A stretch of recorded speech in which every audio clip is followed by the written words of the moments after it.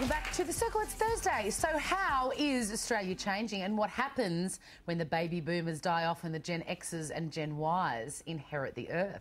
Our next guest muses about this all the time, and he joins us with his insights and thoughts on the changes to the Aussie family. Please welcome author and demographer Bernard Salt. Yay! Welcome, Bernard. Good to see you. Now, we're all really familiar already with yuppies and dinkies and all that sort of stuff. Your new book, The Big Tilt, very interesting, introduces a few more tribes that are going to be picked up and popped in our vocab. Can you tell us about nettles? Yes, as a demographer, you've got to come up with cool acronyms to describe the latest tribe. And the latest tribe in Australia are nettles, N-E-T-T-E-L-S.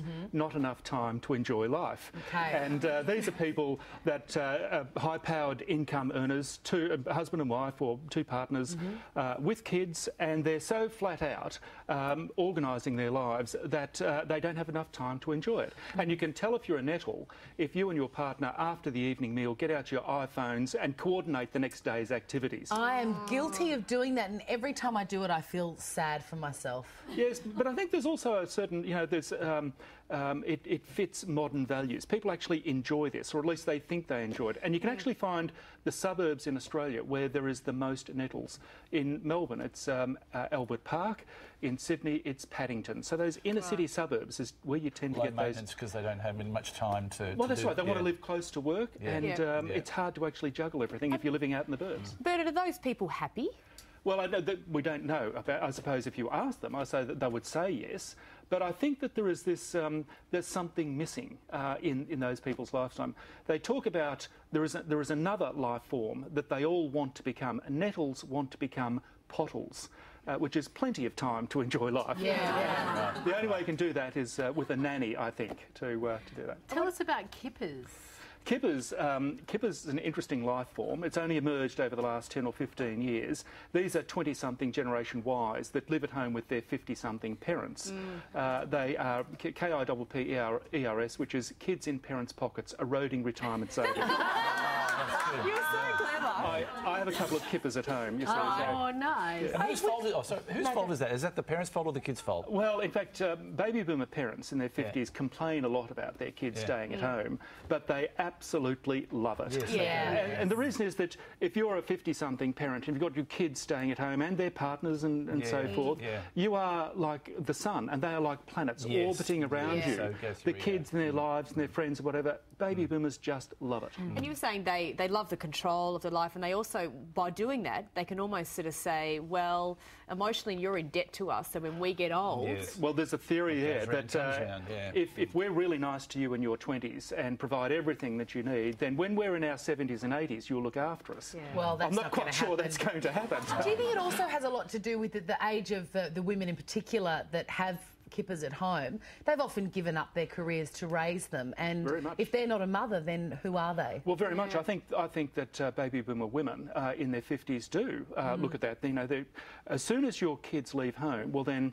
The brutal reality is that nature has dispensed with your services. You're no longer required. So the longer you have them at home, you are needed. And I think you become addicted to that sense of being needed. There's nothing wrong with it. A lot of Asian cultures function like that, where everyone stays in the family home just forever, because then you've got a built-in... Very much. In fact, this was something that was done generations ago. Women would remain in the family home and they would be given away to their prospective husbands or whatever it was.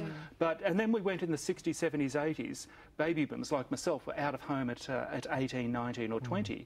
We seem to be moving back to this old world value of having an extended family. But the kids suffer that because they don't learn they don't learn life skills. They don't know how to fill out a form or take out the garbage. These are the most connected, intelligent, educated, globally travelled world kids. And they can't do the basic things. They can't do the... But is that true, Bernard, though, or do they just get a bad rap? Well, look, I think there are some practical life skills that you don't get unless you do actually. I mean, how much is an electricity bill? What is a Telstra bill? Bernard, can we talk about, you studied the census, which showed where single parents are, for example, where cougars are.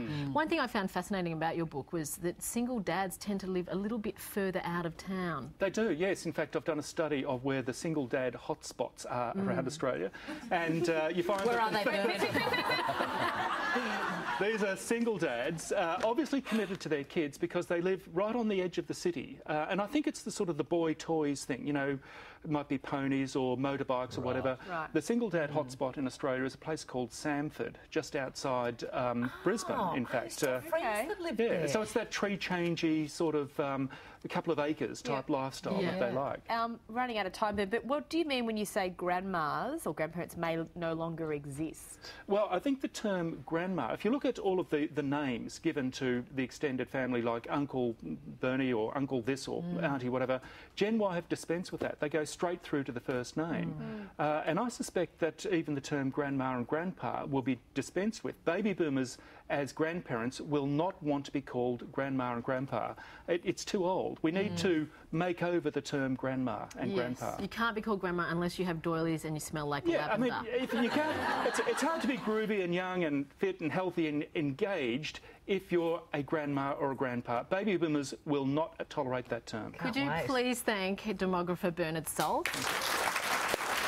And if you can, get your hands on Bernard's book, The Big Tilt, or you can do the Gen Y thing and download it to your iPad.